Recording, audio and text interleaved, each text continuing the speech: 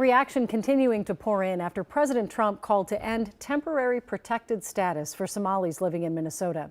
TPS is a federal program that lets migrants from what the U.S. deems as unstable countries live and work here in the U.S.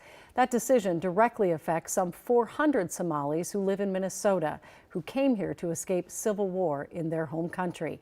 U.S. Representatives Betty McCollum and Ilhan Omar joined state DFL leaders for a rally at the Minnesota State Capitol today, calling the proposed action unlawful and accusing the White House of pushing a dangerous rhetoric.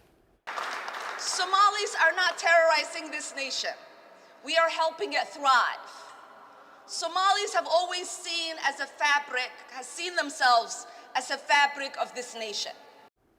On the other side of the aisle, House Majority Whip Republican Representative Tom Emmer praising President Trump's decision to end TPS. In an exclusive interview with our Morgan Wolf, he shared why. What do you make of this decision?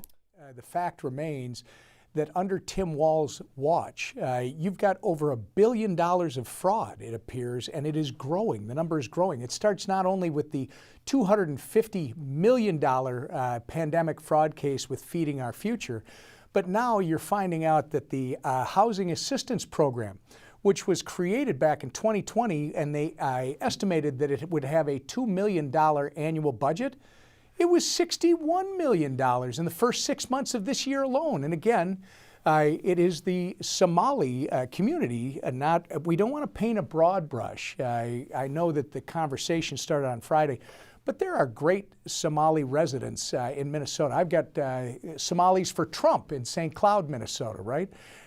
So the fact remains, though, that a lot of these fraud schemes have come out of that community. Where has Keith Ellison been? What's he been doing trying to watch out for the Minnesota taxpayer and make sure that we don't have this kind of fraud happening? So speaking of Ellison and also Representative Ilhan Omar, we heard from them today. They are very complimentary of the Somali community in Minnesota. And then we also have the Council of American Islamic Relations calling this a political attack on the Somali and Muslim community. What is your response to their words? It's fraud. You can call it racist all you want, which is what Ilhan Omar defaults to, but you don't ignore the fraud, Morgan. The idea that you're going to deflect and say, well, this is a political hack, are we just going to ignore it yet again? Are we going to just point at people who want to talk about cold, hard truth and say, well, they just hate us, or this is a political attack? Those days are over. Listen, I have great relationships with the Somali entrepreneurs that are in my district. They're not interested in the games that Ilhan Omar is playing. They're not interested in the political games that this CARE organization is playing with. And by the way, they're not interested in seeing Minnesota taxpayer money, Morgan, get sent to terrorists called Al-Shabaab back in Somalia, which is what allegedly has been happening. These people came to this country to celebrate not just their culture, right? Not just their religion, but their place as Americans, chasing their version of the American dream. I want to get back to the point that you made of Minnesota taxpayer money going to Al-Shabaab, allegedly. So that stems from a report from City Journal, correct? You read that report? That's my understanding. And they're affiliated with the conservative-leaning think tank, the Manhattan Institute. I read that report, and I saw that there was a lot of confidential sources in there.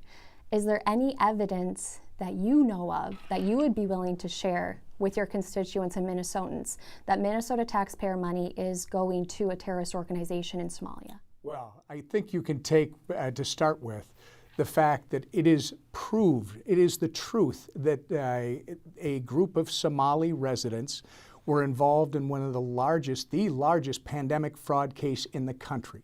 You've had 20-some people already prosecuted for stealing $250 million through the Feeding Our Future fraud scandal.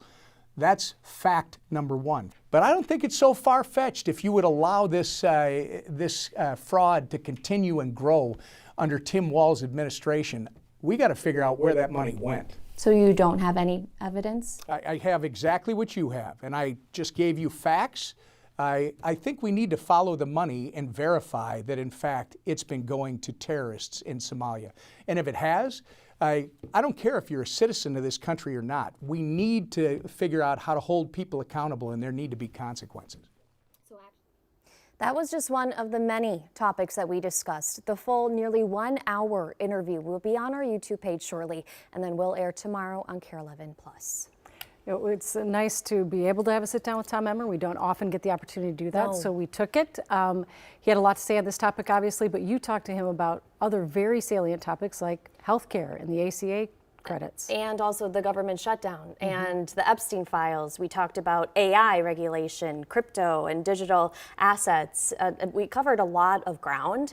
And so I would encourage people, if they do want to hear more, that was just a tiny snippet. You can find more of that tonight on KARE11.com.